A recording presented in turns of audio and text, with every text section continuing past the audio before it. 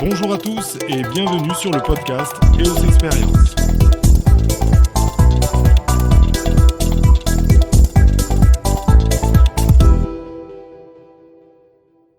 Bonjour à tous et bienvenue sur ce nouvel épisode du podcast EOS Experience.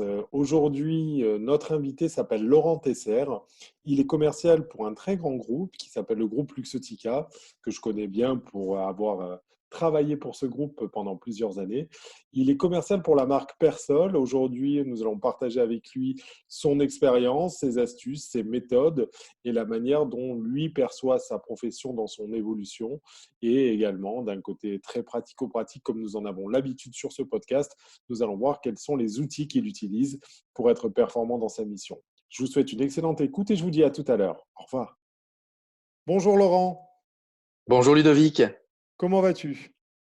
Écoute, très très bien en ces périodes particulières, mais je vais bien et nous allons bien. Et toi? Écoute, ça va très bien. Ça va très bien. On est en mode adaptation de mon côté, hein. Comme j'explique aux auditeurs, on est obligé de s'arranger des petits studios d'enregistrement, des nouvelles manières de communiquer. Mais je te remercie de te rendre disponible de cette manière-là. C'est super sympa. Merci d'avoir accepté cette invitation à une interview. Je sais que c'est une première pour toi, n'est-ce pas? Absolument, c'est une première, mais l'adaptation est mon point fort, donc ça devrait bien se passer. Ok, très bien. Alors, est-ce que tu peux déjà commencer par te présenter, Laurent, en quelques mots? Écoute, Ludovic, on se connaît parce qu'on a eu l'occasion de travailler ensemble dans une grande société. Je m'appelle Laurent Tesser, j'ai 45 ans, je suis marié, j'ai 2 enfants. Je vis en banlieue de Lyon. Ok, ok. Alors, tu l'as évoqué, hein, on a travaillé ensemble pour une grande société. Est-ce que tu peux nous parler de cette société? Bien sûr, on a travaillé ensemble pour le groupe Luxotica. Luxotica, pour nos amis qui nous écoutent, c'est le leader mondial de l'optique, de la lunette optique et solaire. Leader mondial pour plein de raisons. En plus, on est en train de fusionner avec un autre leader mondial du verre, Essilor. Ça va évoluer vers la formation d'un énorme groupe. Ouais, on en discutera justement tout à l'heure de quelle est un petit peu toi ta perception de tout ça. Alors, on est venu aujourd'hui ici présent pour parler de toi. Est-ce que tu peux commencer chronologiquement, comme j'ai l'habitude de le faire dans ce podcast, par nous présenter ton parcours scolaire? Tu as fait quoi comme études? Donc, écoute, Ludovic, j'ai un baccalauréat G3 qui était plus orienté comptabilité, commerce. Et puis, à un moment donné, après ce bac, j'ai eu un flash pour l'optique. Je me souviendrai tout le temps. Je me promenais en ville dans Lyon et je suis passé devant une très belle boutique d'optique, un très bel opticien, et je me suis dit, je veux travailler en optique. Malheureusement, mes compétences en sciences et en mathématiques ne m'ont pas donné la possibilité de faire un BTS d'opticien lunetier, mais de revenir en arrière pour faire une formation, ce qu'on appelle CAP, BEP, d'opticien lunetier. Donc, j'ai Donc, travaillé quelques années en magasin. Pardon. donc, à la base, tu as un bagage technique en optique. Et j'ai effectivement un bagage technique et de mon bac, un bagage voilà, comptabilité, gestion et un peu de vente. Ok. Oui. Donc, on a parlé de la société Luxotica. Alors, toi, qu'est-ce que tu fais précisément chez Luxotica? Est-ce que tu peux nous l'expliquer, même si on s'en doute un peu? Alors, ma fonction actuellement chez Luxotica, je suis commercial, attaché commercial, et je travaille pour une des marques du groupe Luxotica. Alors, je ne sais pas si tu voudrais qu'on revienne sur le positionnement et sur les marques du groupe, mais je travaille pour la marque Persol. Voilà. Ok. Alors, la marque Persol, pour qui ne connaît pas parmi nos auditeurs, c'est une marque que tu pourrais décrire comment en quelques mots? C'est une marque emblématique, c'est une marque qui a plus de 100 ans d'existence dans le monde de l'optique. Persol en italien pour le soleil, d'accord.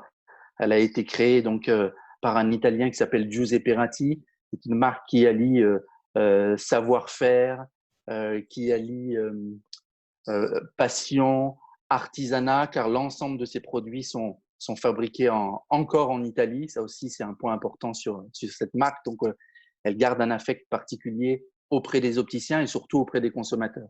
Ok, super. Ça fait envie. Quand on entend parler de Persol avec tes mots, c'est une marque que je connais bien également et tu en parles toujours aussi bien et c'est agréable. Donc, une jolie marque d'un portefeuille plutôt haut de gamme, hein, c'est ça, Laurent? Le portefeuille de chez Luxottica? Persol appartient au portefeuille plutôt haut de gamme de chez Luxottica, c'est ça que je veux dire. Absolument, on peut dire qu'il appartient voilà, au portefeuille luxe de chez Luxottica qui regroupe en fait les marques Dolce Gabbana, Prada, Giorgio Armani et également voilà, Persol. Ok, très clair, très clair. Ça fait rêver hein, certainement certains de nos auditeurs quand on évoque ces marques-là. Donc, ces marques qui sont intégrées à ce géant qui est Luxottica, tu nous as parlé de la fusion probable et future avec le groupe Essilor qui est un verrier pour nos Mhm. auditeurs. Alors, pour en revenir à toi, quel est donc, tu es commercial chez Luxottica. Est-ce que tu peux nous donner, parce que commercial chez Luxottica dans une marque comme Persol, ça regroupe, me semble-t-il, certaines choses, certaines tâches qui ne sont pas que de la vente. Quelles sont tes tâches précisément à toi, Laurent? En fait, si tu veux, Ludovic, les tâches d'un commercial et d'un commercial chez Luxottica, elles sont en train d'évoluer à vitesse grand V. C'est plus juste de prendre des commandes et d'envoyer des commandes à des clients. Il y a trois axes, trois piliers qui sont forts pour moi et qu'on met en pratique chez Luxo, c'est d'apporter du suivi à nos clients, du suivi en termes de régularité de visite, Mhm. d'apporter du contenu également à nos visites. On évoquait la marque Persol, l'ensemble de nos marques, leur histoire est simplement fantastique. Donc tout ce côté storytelling, toute l'histoire des marques distribuées et qui appartiennent aussi à Luxottica sont un point important à donner à nos clients. Et puis également, on doit apporter du conseil auprès de nos clients opticiens, conseil en termes de merchandising, du conseil en termes de positionnement de produits pour aider les opticiens à obtenir et à accentuer les ventes de nos marques Alors toi, ça et fait les aider à combien? vendre encore mieux nos marques. Je comprends très bien. Toi, Laurent, tu es commercial dans l'optique depuis combien d'années? Alors moi, ça fait maintenant une quinzaine d'années que je suis commercial en optique. J'ai travaillé avant pour d'autres groupes moins prestigieux que Luxottica, où, voilà, où j'ai fait mes armes en tant que commercial et aussi où j'ai développé un partenariat et un relationnel fort avec mes clients opticiens que je retrouve maintenant en distribuant Persol. Est-ce que toi, tu as le sentiment que la fonction de commercial, elle a beaucoup évolué dans les 15 dernières années? Ah, mais c'est une certitude. Comme je te l'expliquais, on n'est plus simplement des preneurs d'ordre ou des présentateurs de lunettes. On doit apporter du suivi, du contenu et du conseil à nos clients. Mhm. Sur un portefeuille de clients comme le tien, ça compte à peu près combien de clients? Tu gères combien de clients? Alors, moi, j'ai une zone à peu près de 17 départements, une zone qui comprend plus de 1000 opticiens et je travaille avec 300 opticiens que nous avons sélectionnés. D'accord. Quand tu dis sélection, est-ce qu'on induit le principe de distribution sélective, c'est ça?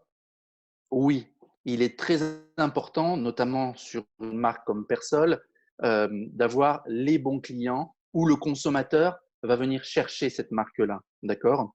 Mhm. En l'occurrence, on établit ce qu'on appelle un dossier de candidature afin d'évaluer le potentiel que le client aura à vendre nos marques et la marque Persol. Mhm. Très clair. En termes de chiffre d'affaires, sans balancer des chiffres confidentiels, c'est à peu près combien de chiffre d'affaires que tu Allô, manœuvres, Ludovic? toi? Ah, pardonne-moi. Repose-moi ta question, j'ai Alors, été coupé. ce que je disais, c'est sans être indiscret, en termes de chiffre d'affaires, tu manœuvres à peu près combien de chiffre d'affaires par an? Environ un peu plus d'1 million d'euros de chiffre d'affaires. Mhm. Mhm. Ce qui est une masse énorme hein, de chiffre d'affaires. Je le dis pour nos auditeurs, dans le milieu de l'optique déjà, mais d'un point de vue général, effectivement, des millions d'euros sur des articles quantifiables comme une paire de lunettes, c'est une très, très grosse performance. Euh, j'ai envie de te poser une question que j'aime poser à chacun de mes invités. Est-ce que tu pourrais nous décrire une semaine type d'un commercial Persol chez Luxottica? Bien sûr. La, tout d'abord, la semaine type, elle commence le lundi par un gros travail de préparation de nos tournées. En amont pardon, j'ai bien évidemment pris des rendez-vous avec avec mes clients partenaires. Donc, je vais avoir tout un travail préparatif, de préparation de visite, afin de préparer. Alors, c'est redondant, mais la Ah oui, préparation pour moi est capitale. Voilà. Donc bien oui, sûr. il est important de bien préparer les semaines dès le lundi pour se mettre donc des objectifs et pour y arriver. Pour savoir où tu vas, tout simplement. Après, le lundi étant exécuté, qu'est-ce qui se passe? Le mardi matin, tu montes dans ta voiture et tu commences ta tournée. Tu nous as parlé de 17 départements. Je Absolument. pense qu'il y a pas mal de déplacements dans ton métier. Oui, il y a beaucoup de déplacements et il est vrai que l'organisation est importante pour optimiser les tournées et pas partir effectivement dans tous les sens. Donc, du C'est mardi, capital. mercredi, jeudi, vendredi, c'est effectivement dédié à la visite des clients, c'est cela?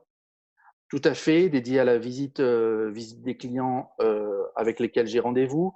Passage également aussi sur des magasins avec lesquels je n'ai pas rendez-vous pour faire un point sur les facings, faire un point sur nos marques, sur ma marque et sur plus généralement les marques du groupe que l'opticien distribue. Ça aussi, c'est un travail qui est important de travailler en, en cohésion et en équipe sur nos zones.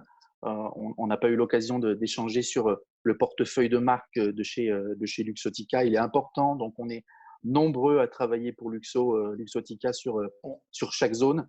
Et on en voilà, on a, se on doit en a aussi. même discuté juste avant, Laurent, quand on a préparé cette interview. Je dis pas de bêtises si je dis que si on isole le seul groupe Luxotica, un client peut recevoir jusqu'à 11 commerciales du groupe Luxotica pour des marques différentes, c'est ça?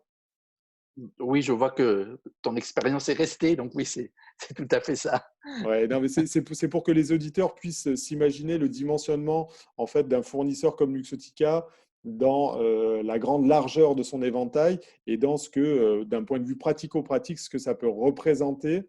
Est-ce qu'on peut parler, Laurent, je mets le doigt dans la prise sciemment, de concurrence entre les commerciaux de Luxottica? Ça existe, ça? Vous arrivez quand même à vous coordonner pour faire une seule et même entité? Non, il est important et nos marques, de par leur positionnement, sont complémentaires. Nous sommes donc complémentaires sur le terrain et nous avons des clients partenaires communs où toutes les marques peuvent venir s'imbriquer les unes dans les autres. Elles sont complémentaires, nos marques. Ok, parfait, parfait. Alors, on est en train, on le disait en préambule, hein, en introduction, quand on a commencé à discuter tous les deux, on est en train de vivre une période très, très particulière où je suppose que tu n'es pas en activité, tu es confiné chez toi, comme la plupart des gens. Qu'est-ce Oui. que, qu'est-ce que tu fais? Comment est-ce que tu t'organises pour garder le lien avec tes clients dans cette situation-là? Euh, les échanges commerciaux, en fait, bien avant même le confinement, ils sont en train d'évoluer, comme on le fait là avec un échange vidéo, Skype et autres. Il y a plein d'outils qui nous permettent de changer et d'aller peut-être après cette période de confinement que ça évolue. Moi, par le... Excuse-moi, je ne suis pas très clair. Non, non, c'est super clair. je, En réalité, ce que tu nous expliques, c'est que tu avais déjà commencé à modifier ta manière de communiquer avec tes clients. En ce moment, est-ce que, par oui, exemple, tu leur passes quelques coups de téléphone? Est-ce que vous oui. continuez de faire des liens par email, des choses comme ça? Alors même en étant un peu plus personnel par SMS, parce qu'on D'accord, fonctionne beaucoup par SMS pour la prise de rendez-vous, pour du service client, pour être très réactif, ou même sur des groupes WhatsApp avec certains clients. Donc d'accord. oui, ce lien-là, je l'ai gardé et je le cultive pendant cette période de confinement. Ça peut être intéressant au niveau commercial, mais pas que. Ma personnalité fait aussi que j'aime avoir du lien avec les gens. Donc je garde le lien et je sème, voilà, j'échange encore avec mes clients de cette manière-là. Mais je pense qu'avec cette période, ça va encore nous aider à aller plus loin dans l'échange, euh, comme on le fait là, pour éviter des fois certaines visites qui peuvent être Bien sûr. inutiles.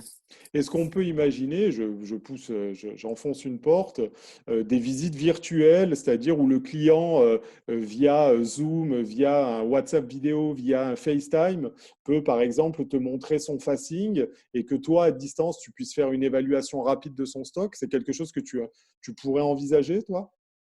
C'est évident. C'est évident dans le sens où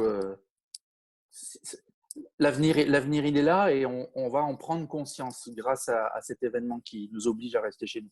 Oui, d'autant qu'économiquement, il faut que également les auditeurs le sachent, envoyer un commercial de terrain dans un magasin, c'est un investissement pour l'entreprise qui est très important. Pour une entreprise comme Luxottica, c'est un gros investissement. Donc c'est vrai que la dématérialisation, c'est ce que je me disais en y réfléchissant, la dématérialisation de certaines visites peut être une piste qui sera conservée, notamment, je ne sais pas, pour des visites à faible valeur ajoutée, hein, comme Oui, effectivement un relevé de stock ou un relevé de facing. absolument. Et ça nous permettra aussi de faire gagner du temps à nos clients. Bien sûr, puisque le temps des clients est quelque chose d'extrêmement important. Euh, Tu as une très belle carrière en optique, 15 années. Est-ce qu'il y a une réussite, un point en particulier qui t'a marqué, quelque chose que tu pourrais partager avec nous, Laurent? En, en préparant justement cet entretien, on revient sur la préparation. Mhm. Je réfléchissais à cette question. Je me disais que ma, ma plus belle réussite, c'est justement, on l'évoquait tout à l'heure, c'est de mettre un peu en synergie et de regrouper les gens pour travailler mieux encore en équipe. D'un point de Pour vue aider. très descriptif, en fait, puisqu'on en a discuté ensemble, tu coordonnes un petit peu quelques commerciaux, c'est ça, sur leurs actions à mener avec certains gros clients. C'était ça, hein, dont on avait Voilà, discuté. tout à fait. Pour être plus précis, c'est coordonner des actions commerciales avec, avec des commerciaux Luxottica, bien évidemment, sur nos régions. Ouais, et c'est finalement, c'est là où le commercial sort aussi de son rôle simplement d'intervenant sur une seule marque, mais où des commerciaux, bon, on ne va pas le cacher, si je décide de faire l'interview avec toi, c'est parce que tu es parmi les meilleurs commerciaux du groupe Luxottica. C'est là où les commerciaux peuvent faire la différence, justement, n'est-ce pas, en coordonnant des choses et en sortant de leurs simples prérogatives autour de leur marque. Absolument. C'est même chose, c'est pour faire gagner du temps à nos clients. Ouais. Très, très clair, très, très clair. Quelle est la méthode, peut-être un peu théorique, que tu utilises le plus souvent dans ton métier? Alors, c'est vrai qu'en vente, on en est abreuvé abondamment, hein, entre les Oui. acronymes, les moyens mnémotechniques, les sons casse, les CAP, les SOS, etc. Est-ce que toi, Laurent, il y a une méthode en particulier que tu utilises très régulièrement et qui te semble réellement importante pour la partager avec nos auditeurs? Comme tu le dis, il y a un milliard de méthodes entre les sons casse, etc. Il y a plein de choses. Nous, chez Luxottica, on a la chance d'avoir un accès à des modules de formation qui s'appelle donc la Lux Academy. Ça reprend toutes les grandes étapes de la vente. Euh, pour moi, une des étapes clés, c'est la préparation, en fait. Ok. La préparation avant de rentrer en rendez-vous, pour être très précis. Euh, Savoir où est-ce que j'en suis avec mon client, la situation, Mhm. l'objectif que je vais me fixer avant de rentrer en rendez-vous et surtout le scénario vers lequel je veux emmener mon client. Ok, ce fameux SOS, que d'ailleurs, j'en profite pour partager avec les auditeurs. J'ai créé un module de micro-learning, hein, dont on va bientôt parler, un module de micro-learning sur la préparation commerciale. C'est pour ça que c'est intéressant que Laurent en parle, effectivement, au travers des étapes de situation, d'objectifs et de scénarios. C'est très intéressant, cette sensibilisation que tu nous donnes, Laurent, en fait, à la nécessité de se préparer. Maintenant, au quotidien, vraiment d'un point de vue pratique, quels sont les outils que tu utilises le plus souvent? Moi, par exemple, je sais pas, moi j'utilise énormément mon iPhone avec les notes. J'utilise également certaines petites applications. Quels sont Mhm. toi tes outils? En fait, donc, on a plusieurs supports chez Luxo déjà qui nous aident à prendre les commandes. Forcément, on a une tablette, un iPad Pro plus un logiciel adapté qui nous sert voilà, pour prendre nos commandes. Ensuite, c'est couplé à un CRM où on a des données précises sur notre activité, sur nos clients, sur le business précis qu'on a fait avec nos clients. Et donc, j'utilise bien évidemment tous ces éléments-là. Après, moi, je travaille beaucoup avec la note de l'Apple, de l'iPhone ou de l'iPad, d'accord, sur lesquels je fais toute la préparation de mes visites en faisant des captures d'écran justement de notre CRM. Et j'ai une trame que je répète euh, pour faire des préparations et utiliser pendant mes visites. Alors, c'est C'est intéressant également le et astucieux support. en fait. Là, il y a un élément que tu nous donnes et qui est astucieux. Bon, déjà, l'usage, je remarque déjà que plus je pose la question aux gens, plus je trouve des gens qui utilisent effectivement l'application de prise de notes de l'iPhone comme outil. Mhm. C'est super intéressant parce qu'en réalité, d'un papier simple, on arrive à faire beaucoup, beaucoup de choses. Et l'astuce qui est intéressante, c'est que tu nous dis que tu fais des captures d'écran également de ton CRM, ce qui t'évite à chaque fois de te reconnecter sur le CRM. Toujours pareil pour gagner du temps, c'est ça? Tout à fait, pour gagner du temps et être plus précis et rapide en clientèle. Euh, et après, par contre, je suis un peu en ancienne école, tu vois, en termes concernant l'agenda, où j'utilise encore un agenda papier avec un crayon à papier qui me permet voilà, d'avoir une vue d'ensemble sur mes semaines et sur les semaines à venir, d'être plus, Ouais, c'est plus, vrai que plus tu es rapide. dans le cas de 70% des commerciaux terrain qui n'ont jamais réussi à basculer complètement sur la numérisation de leur agenda. Et ça doit être quelque chose à garder en tête, puisque depuis toutes ces années que ça existe, le fait que les meilleurs commerciaux gardent toujours un agenda papier, c'est certainement quelque chose à retenir dans un coin de notre tête. Mais tu vois, et parallèlement, bizarrement, j'utilise aussi également beaucoup l'agenda en, en guise de rappel, en mettant des alarmes pour ne pas oublier de rappeler tel ou tel client, de ne pas faire telle ou telle tâche, pour être sûr de rien oublier pendant mes semaines et pendant mes journées. Donc c'est la combinaison des deux qui fonctionne, c'est ça? Oui. Ok, très clair. Question qui tue. Quelles sont selon toi les trois qualités d'un bon commercial? Alors, c'est trois qualités que j'ai, d'accord. Ah, Donc, voilà. déjà, d'un Et point pour moi, postulat de et pour base, moi, voilà. effectivement. Donc, trois Et pour qualités que moi, ce sont tu les as meilleurs. et que tu pourrais partager. Voilà. Le premier point, c'est avoir de la résilience. Ok, La résilience, c'est-à-dire savoir s'adapter, savoir se ressaisir, c'est la première qualité, en fait, d'un ok, commercial. Pour pouvoir réagir, il faut avoir de la résilience. ok. Ça, c'est le premier point. Ensuite, j'irai une capacité d'écoute. Ça, c'est important également, une capacité d'écoute envers ta société, envers tes clients. Mhm. D'accord. Et puis, avoir de bonnes aptitudes relationnelles, avoir une certaine aisance à communiquer, à informer les autres, voilà, être dans la communication. Voilà ces trois points importants que j'ai. Ok. Donc. Ouais, félicitations. Félicitations. Si tu devais donner un conseil à un de nos jeunes auditeurs qui a envie de faire une carrière de commercial, qui a envie de devenir un top commercial comme tu l'es, qu'est-ce que tu pourrais lui donner comme conseil? Là, on a parlé des qualités, ça va se rejoindre un petit peu forcément, mais s'il Oui, y a un conseil à lui donner, c'est quoi? oui, ça va se rejoindre. Mais réellement, la résilience et le fait de s'accrocher, de ne rien lâcher, jamais, tout en étant soft, que ce soit avec tes clients ou avec ta société, montrer que tu as une certaine forme d'envie. Je mettrais. On t'avait perdu l'espace d'un instant. Donc, Ah, effectivement, l'envie, le côté soft dans tes relations avec tes clients et avec ton entreprise, c'est le conseil que tu donnerais. oui, c'est le conseil que je donnerais. Oui, Ok. C'est vrai que c'est tout un style. Aujourd'hui, je suis d'accord avec toi, il y a moins de place pour les commerciaux trop agressifs et qui entretiennent un rapport peut-être de force avec leur propre entreprise. Je pense qu'aujourd'hui, comme tu nous l'indiques, ceux qui font la différence, c'est ceux qui sont capables d'entretenir une relation saine et stable dans la durée et qu'elle ne soit pas forcément conflictuelle, comme c'est malheureusement l'habitude de certains commerciaux. Certains commerciaux. Laurent, tu connais cela l'ADN de... fon- Oui. Pardon, juste pour rebondir, ça fonctionne quand tu as une relation de confiance avec ton manager, Mm. notamment. Ouais, c'est vrai. C'est vrai. Ça me fait plaisir de l'entendre. Euh, Voilà. euh, tu connais l'ADN de ma société, on se connaît, donc tu sais également comment Mhm. je fonctionne.